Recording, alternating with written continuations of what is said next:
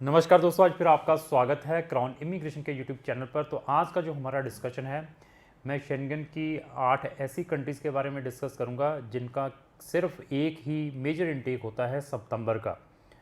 अभी सितंबर 2022 में जिन बच्चों ने शेंगन कंट्रीज़ में जो 8 ये कंट्रीज़ बहुत ही बढ़िया कंट्रीज़ हैं, जहाँ पर आप इवन फ्री टाइप की, जहाँ वहाँ पर इकोनॉमिकल स्टडी कर सकते हैं, उसके बारे में हमारी ये डिस्कशन रहेगी कंप्रहेंसिव। तो कंट्रीज़ के पहले मैं नाम बताऊंगा। मेरे पास है ऑस्ट्रिया है, मेरे पास है बेल्जियम है, इस्टोनिया है, लग्जमबर्ग है, नीदरलैंड है, नॉर्वे है, स्विट्ज़रलैंड है और आइसलैंड है। ये ऐसी 8 कंट्रीज़ हैं जिनका सिर्फ मेजर एक ही इनटेक होता है सितंबर का। मैंने बहुत सारी वीडियो में आगे भी रिपीट किया है, जैसे इंडिया एजुकेशन सिस्टम है, यहाँ पर भी इंडिया में भी सिर्फ एक ही इनटेक होता है किसी भी, अगर आप यूनिवर्सिटी में एडमिशन लेते हैं।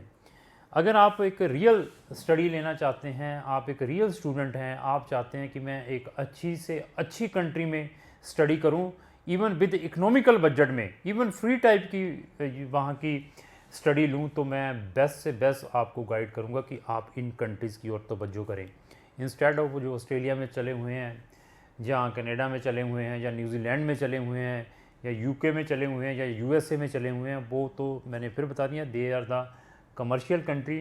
उनकी इकॉनमी स्टूडेंट के ट्यूशन फीस की रेमिटेंस के ऊपर डिपेंड है। बट अगर आपका एम रियली हायर स्टडी का है तो these are the best country.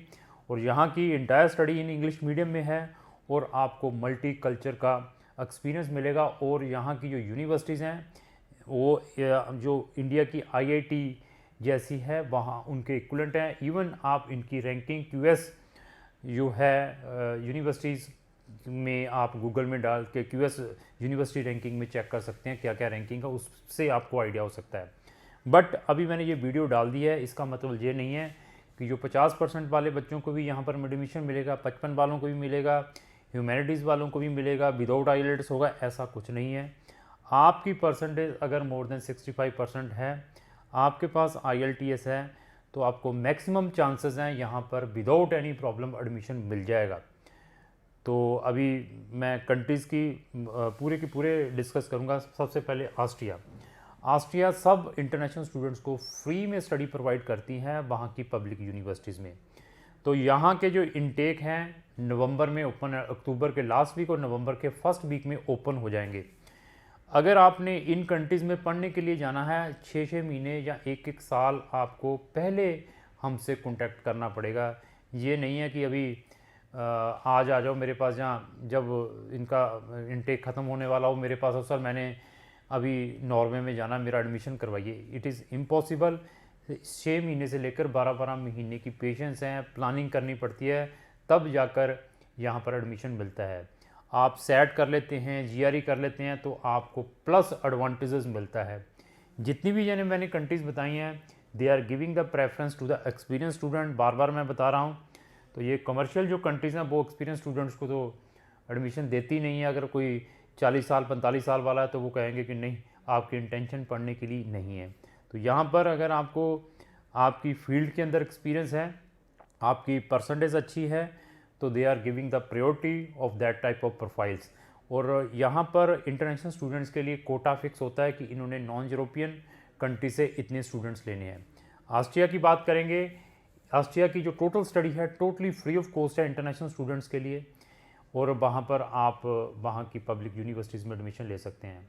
तो जितनी भी मैंने कंट्रीज़ बताई हैं, यहाँ पर 70 से 80% मास्टर और पीएचडी प्रोग्राम है। तो लिमिटेड बैचलर डिग्री की एडमिशन्स मिलती हैं, क्योंकि हमारी 12 साल की स्कूलिंग होती है।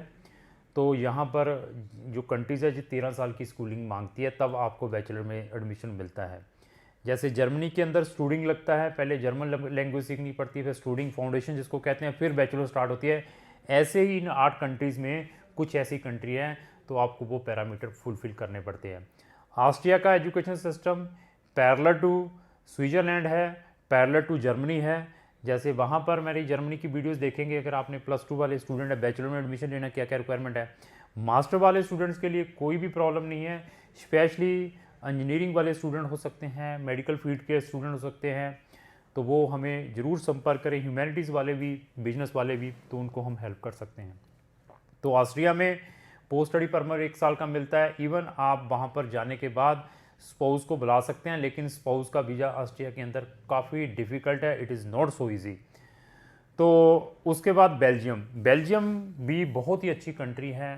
पब्लिक यूनिवर्सिटीज़ की फ़ीस वहाँ पर 2000 यूरो, 3000 यूरो, 4000 यूरो तक की है, बट प्रोफाइल आपकी अप्रोप्रिएट होनी चाहिए।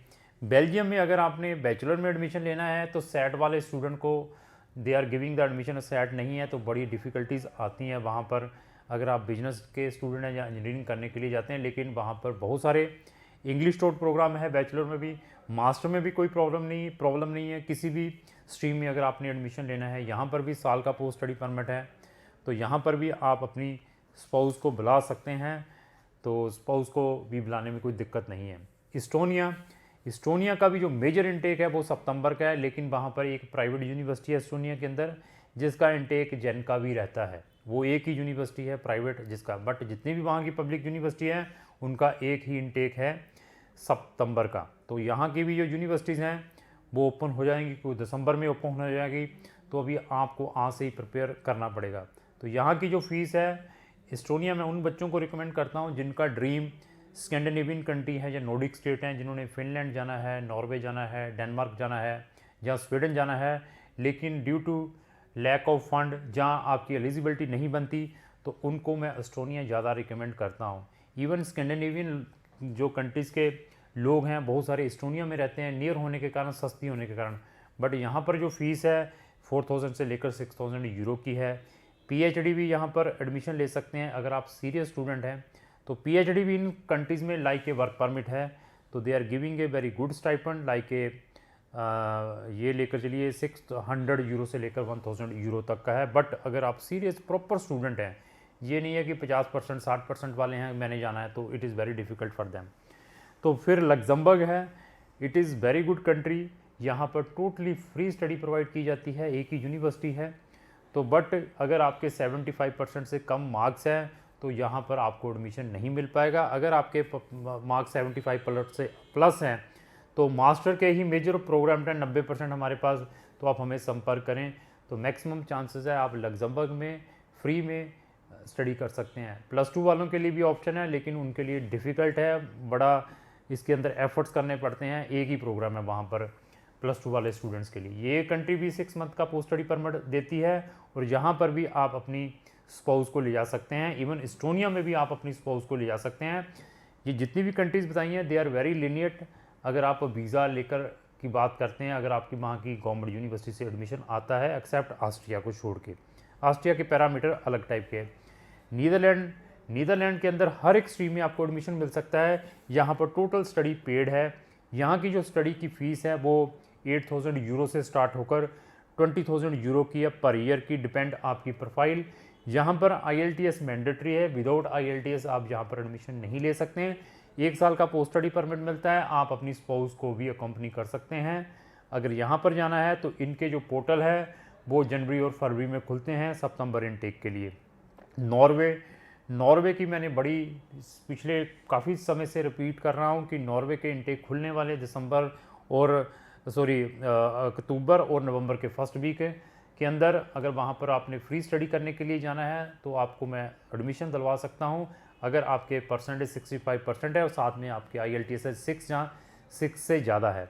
तो नॉर्वे में एक ही प्रॉब्लम है कि बच्चे को अपना स्टूडेंट फंड्स या स्टूडेंट डिपॉजिट देना पड़ता है, जिसको हम लिविंग एक्सपेंसेस कहते हैं।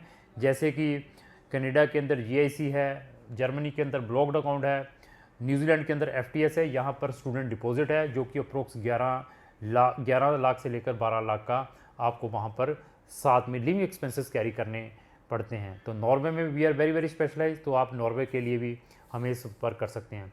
स्विट्ज़रलैंड बहुत ही बढ़िया कंट्री है, स्पेशली फॉर स्टडी के लिए, बिजनेस प्रोग्राम के लिए, इंजीनियरिंग प्रोग्राम्स के लिए। अगर आपने स्विट्ज़रलैंड में वहाँ की पब्लिक यूनिवर्सिटीज़ में जाना है, जिसकी फ़ीस मैं फिर बता दूँ 6000 यूरो से स्टार्ट होकर 8000 यूरो की है, और हमारे 90 से 95% स्टूडेंट वहाँ के पब्लिक कॉलेजेस में जाते हैं। हॉस्पिटैलिटी से रिलेटेड एक कॉलेज है जिसकी फ़ीस 25-25 हज़ार यूरो की है। सिर्फ टाइम वेस्ट कर रहे हैं, पैसा वेस्ट कर रहे हैं घर वालों का।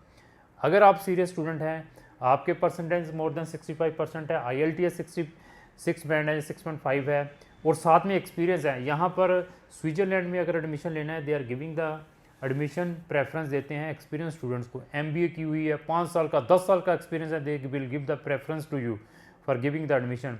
इंटरव्यू बेस्ड है, यहाँ के स्विट्ज़रलैंड की यूनिवर्सिटीज़ बच्चे की स्काइप इंटरव्यू भी लेती हैं। अगर आपने 12th की हुई है, 12th के बाद वहाँ पर जाना चाहते हैं तो वहाँ का जो सिस्टम है सेम जर्मनी जैसा है और ऑस्ट्रिया जैसा है कि सबसे पहले आपको वहाँ की लैंग्वेज चाहे फ्रेंच करिए चाहे जर्मन करिए A1 से लेकर B2 या फिर फाउंडेशन करिए जिसको हम स्टूडिंग कहते हैं, फिर आपकी बैचलर डिग्री स्टार्ट होती है। हाँ, जिन बच्चों ने +2 के बाद 1 साल का कोई भी BA की हुई है, BA फर्स्ट ईयर या BTech या BCom की हुई है फर्स्ट ईयर की, तो आपको मैं वहाँ पर डायरेक्टली इन बैचलर डिग्री में एडमिशन दिलवा सकता हूँ जो कि इंग्लिश टोट प्रोग्राम में होगी। बट फिर मेरी कंडीशन यही है कि आपके परसेंटेज कैसे हैं, आपका IELTS कैसा है। आइसलैंड का सिस्टम डेनमार्क जैसा ही है, डेनमार्क के अंदर ही है, तो वहाँ पर भी हम आपका एडमिशन करवा सकते हैं विदाउट एनी प्रॉब्लम। स्विट्ज़रलैंड में 6 मंथ का पोस्ट स्टडी परमिट मिलता है। तो ये मैंने सारी कंट्रीज़ की आपको डिस्कशन बता दी हैं। क्राउन इमिग्रेशन काफ़ी स्पेशलाइज्ड है, सारी की सारी शेंगन कंट्री, और हमारे पास मोर देन 100 कंट्रीज़ हैं। ऐसा नहीं है कि हम कनाडा के ऊपर ही, ऑस्ट्रेलिया के ऊपर या UK के ऊपर ही डिपेंड है। हाँ, जो लोग ऑस्ट्रेलिया, UK या कनाडा को प्रमोट करते हैं या USA को रिफ्यूज़ल के बाद उनके पास कोई ऑप्शंस नहीं रहते, हम आपका वीज़ा अगर हमारे थ्रू अप्लाई होता है, चाहे कनाडा का, चाहे UK का, चाहे ऑस्ट्रेलिया का, रिफ्यूज़ल होने के बाद मेरे पास बेस्ट से बेस्ट ऑप्शंस हैं। तो क्राउन इमिग्रेशन इस टाइप की इन्फॉर्मेटिव वीडियो डेली अपने चैनल के ऊपर डालता है। अगर आप इस टाइप की इन्फॉर्मेटिव वीडियो डेली देखना चाहते हैं तो आप इमीडिएटली हमारे चैनल को सब्सक्राइब, साथ में लगे बेल आइकन को जरूर पुश करें। अगर आपको जो मेरी वीडियो अच्छी लगी उसको लाइक एंड शेयर करना ना भूलें। Thank you.